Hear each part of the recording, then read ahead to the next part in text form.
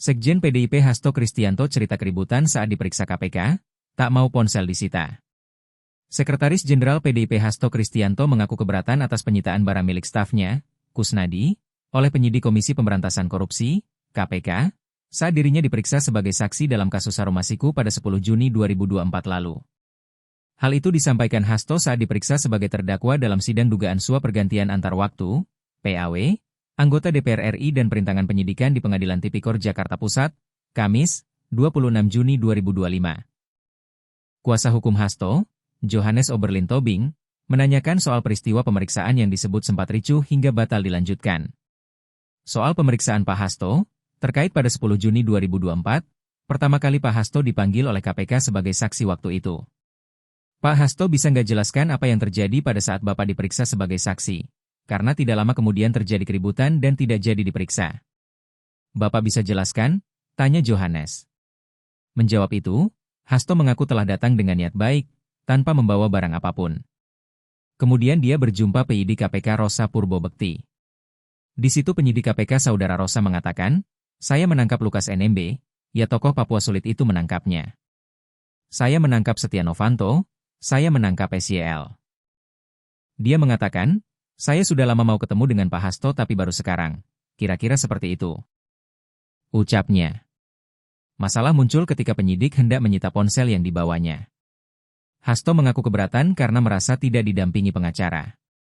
Ketika handphone itu mau disita saya bertanya, lo ini sudah pro justitia, saya diundang sebagai saksi. Saya tunjukkan undang-undangnya, ini konsideran undang-undang adalah nomor 1 itu adalah KUHP, baru kemudian ada SOP KPK, kata dia. Hasto mengaku tidak diperbolehkan didampingi pengacara dan akhirnya Hasto menunjukkan standar operasional prosedur yang membolehkan pihak seperti dirinya didampingi pengacara, yakni prosedur yang dijamin di KUHP. Saya sampai nunjuk, saya tunjukkan, Yang Mulia, suratnya ini ada undang-undang KUHP, masa Anda nggak ngikutin KUHP? Dijawab, kami punya SOP sendiri. Berdebat. Papar Hasto. Karena tak sepakat, Hasto mengaku diminta menulis berita acara penolakan.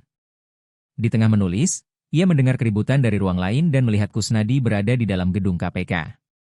Setelah saya ditinggal itu saya mendengar teriakan-teriakan, bentakan-bentakan di samping ruangan saya, kata Hasto. Begitu di sana saya lihat saudara Kusnadi di situ. Lalu saya tanya kepada saudara Kusnadi, lo kamu kenapa di sini? Lo katanya bapak panggil saya. Lo siapa yang bilang? Itu katanya penyidik. Saya nggak pernah panggil kamu. Segera kamu turun, kamu harus ketemu sama penasihat hukum karena kamu tidak diundang oleh KPK. Hanya saya yang diundang. Kata Hasto.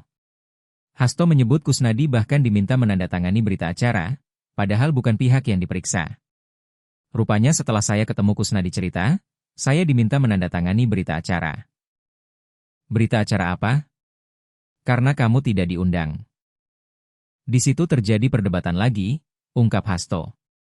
Akhirnya, Hasto meminta agar pemeriksaan ditunda karena suasana tidak kondusif.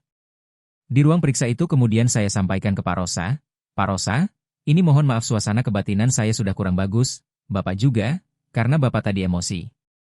Apakah ini bisa diizinkan dilanjutkan lain kali? Disepakati. Urainya. Download Tribun X sekarang. Menghadirkan lokal menjadi Indonesia.